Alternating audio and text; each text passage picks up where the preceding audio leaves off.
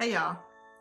So a lot of you have probably seen In My Mother's Garden, because a lot of people have reached out to me about it, have tagged me in videos. It's the Netflix documentary that my homegirl Chantrell P. Lewis produced and directed for Array, featured on Netflix now. A lot of people have hit me up or talked about that appearance and the story I told about my grandmother. And I tell the whole story when I was filming it, but only a clip of it appeared in the thing. So I decided I'm going to tell the whole story to y'all. Since I got my own YouTube channel, I might as well use it to tell my own stories. So that story is a legend in our family. I was in the 4th grade when it happened. And it was in the Key Food around in my neighborhood in the Bronx on Westchester Avenue. So what happens is me and my friend Shauna, who lived in my building, who I think was probably like a year older than me, we were in the Key Food, right? And we were playing on the shopping carts, and you know how kids do. We were like standing on the back of the shopping cart and pushing ourselves as fast as we could and racing down the aisle. She was on one aisle, I was on the other, racing to see who could get down the aisle. And we kept doing it over and over again. And on one of the races, I bumped into this man's cart. Well, I smashed into his car and he was pissed.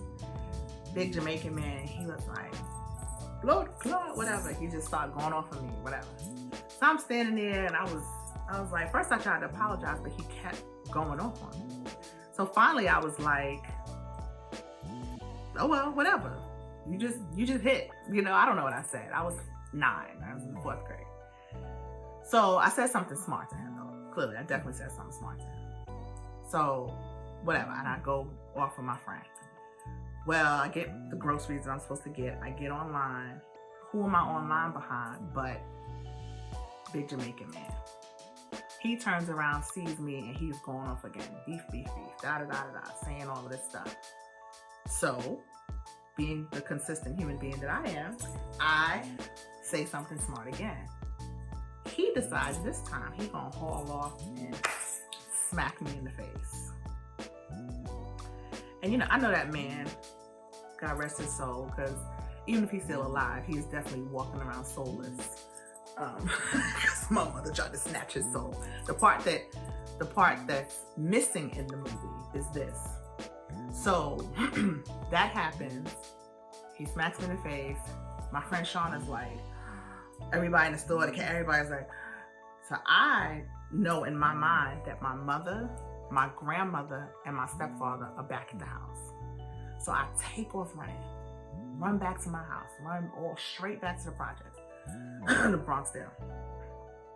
Get to the house. I'm running down the story. My mother, my grandmother swing into action. They jump up. My mother goes to the butcher knife. She grabs the knife.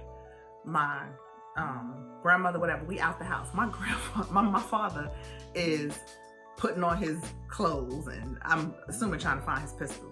Okay, so we leave before him. So we out the house, we back around the corner to the supermarket like that. Shauna, what I found out later while we was gone, is at the supermarket hyping everybody up. Oh, her mother don't play. Her mother don't play. Because there had been another incident that I'm going to tell you about in another video in the park some months earlier when my mother had to come outside with her butcher knife. And so now the people know, right? That lady up in 6A, she don't play.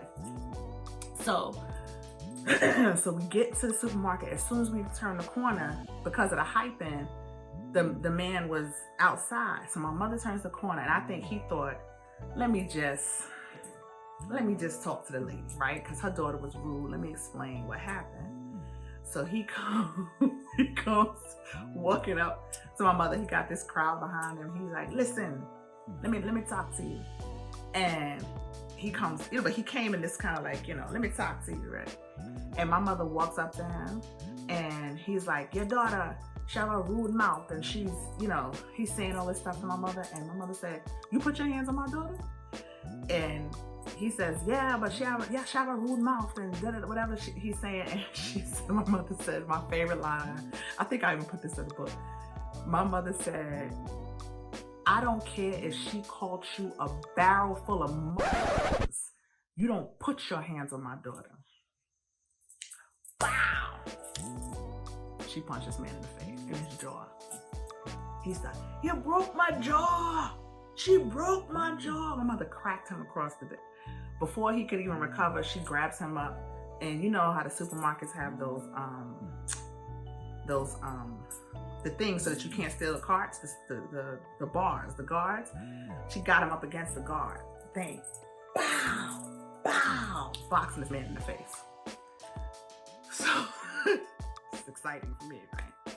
While that's happening, my grandmother goes in this is going on. The people are pulling them apart, whatever. My grandmother snatches me, takes me into the vestibule of the entrance to the supermarket. There's a payphone. She gets on her payphone. She tells 911 and she says, they shooting at the Kifu. They shooting up here at the Kifu. Somebody got a gun out here shooting. I'm like, Grandma, ain't nobody shooting at the Kifu. I'm so confused. She hangs up the phone. Now, of course, now I know why. 5 minutes later, cops come from everywhere. They surrounded the Kifu. All these cops are there. The people get out, they trying to figure out what's going on. So apparently the Jamaican man knew the security in the store. So they have pulled him back in the store. My mother's outside and my mother's saying, bring him outside, whatever. And everybody's outside, so I'm bring him back outside. So we all outside, they trying to figure out what's going on. The cops are trying to figure out what's going on because, everybody's like, he hit a little girl. They're not saying this lady punched him in the jaw. So the cops is like, who called the cops? So my grandmother takes me over and she's holding me by the face. She's like, because he literally left his handprint in my face. She's like, you see my grandbaby's face? He left his handprint on his face. He smacked my grandbaby. I want him arrested. So I think they're figuring out now that there's no guns and there's no crime, or at least to them, there's no crime. And so the cops start breaking out. They're like, this is a waste of our time, whatever. So the cops leave. And literally, the cops will probably gone in 20 minutes. Less than that is probably. So now we just out there. It's no more excitement, right? The crowd starts leaving. People start leaving. My grandmother wants justice. She's like, where is he? Where is he? Bring him out here. And somebody told us that he knew security, and security snuck him out the back door, and he's gone. So he's not in the store. They got him out of there. And my grandmother was